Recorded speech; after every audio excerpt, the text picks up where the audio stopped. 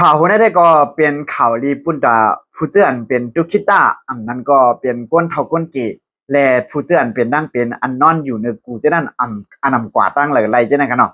และตุ้งขี่ตุ้งเยียวจะนั่นอะไรซังอันนั้นก็ผู้เจือนข้ามจะนั่นครับเนาะเจ้าหือลาในยูนิคอมมานีเฉียวปั้นเมืองขี่ครับเนาะเคล็ดออกมาทางขี่ไฟฟ้าทางขี่ AI เครื่องจักร AI อย่างนั้นนะ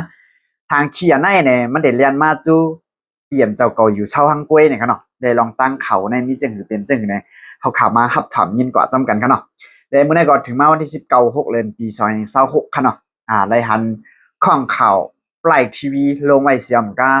ได้หันข้องข่าวเมืองขี่เขาก็ลงไว้ปืนเผาไว้ตั้งนำตั้งหลายนั่นขนาดนะ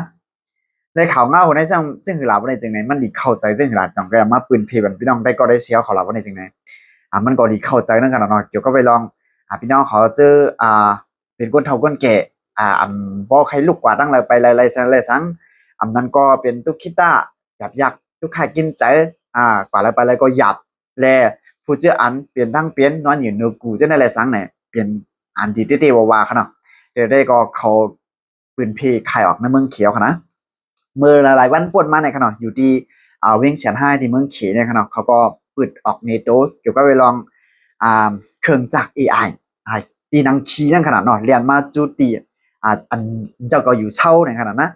เครื่องจักร AI นั่นเช่าไหนจื้อมันตีห้องว่าเฉียวปั้นสมัติถอยเหล็กนี่ครับเนาะอันนั้นได้ก็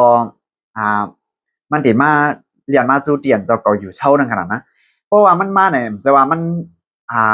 หาเจ้าเก่าไอ้ดอกไก่ม่านจะขนาดซึ่งขนาดนี้มันเพราะว่าเขาคันเนกผลทั่วมามันก็เนกอันเครื่องกุ้มกับมันแล้วเนี่ยมันก็ตีสแกนหาปืนเตียนเจ้าเก่าอยู่เสียอะไรเนี่ยมันจังเห็นมาเพราะมาไหนเพราะ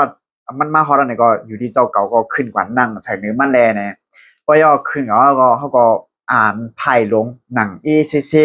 เลยมันก็พอเขาไพ่ลงยาวๆเนี่ยมันก็ตีเฮ็ดลองมดใส่หังกวยมันเนี่ยกันเนาะ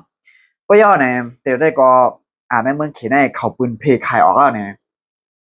การขันมันได้ก็เลยว่า20,000ไปเงินขี่อยู่ขนาดเพราะว่านับเป็นเงินไทยเนี่ยก็เอาหมอกแสนไปนั่นขนาดนะอันนั้นได้ก็เป็นข่าวลีปุนาจังอันข่าวรัดมากเหมือนกันขนาดเลยว่าเมืองเปิ้นให้เปิ้นขึ้นอย่าขึ้นกลับแล้วพ่วนคงสร้างออกลักไล่กี่ปัญหามันดังหนำดังหลายขนาดเลยเกี่ยวกับไปลองข่าวเงาคนให้พี่น้องได้ก็ได้เสียขอมีดังหันถึงจังเนี่ยก็ปันให้ดังหันถึงสื่อสวัสดิ์ดังใจวิดีโอโหนั่นอะไรกันเนาะพี่น้องเขาเจอจะอันที่ก้านเพราะใครลุกอะไรกว่าเลยไปเลยฉะนั้นก็เพราะว่ามันมาฮอดเมืองเขาว่าได้บ่เปิดบ่หึงบ่นานแล้วขนาดมันก็ติมาฮอดเมืองเฮาค่ะนะเย็นเจอไปแวะแทงอิฐขนาดเดี๋ยวได้ก็ในเมืองเขได้เขาตีจ้าคายออกว้าวเนี่ยแต่อยู่ที่คอมมานีเฉียวปั้นนี่ก็เฮ็ดออกตั้งหนำตั้งหลายนี่ครับเนาะเดี๋ยวก็ไปลองข่าวเงาคนนั้นก็เป็นข่าวเงาดีอันนึงนั่นขนาดเนาะและแต่มีข่าวเงาหลากหลายแทงเหมือนๆซึ่งคือเนี่ยเลยคืบหน้าทั้งจึงเนี่ยจำได้มาเราลัดนี่พี่น้องได้ก็ได้เชียร์ขอแข่งกำหนึ่งกันเนาะเอาค่ะหมายส่งดังหมดดังเซ็งค่ะ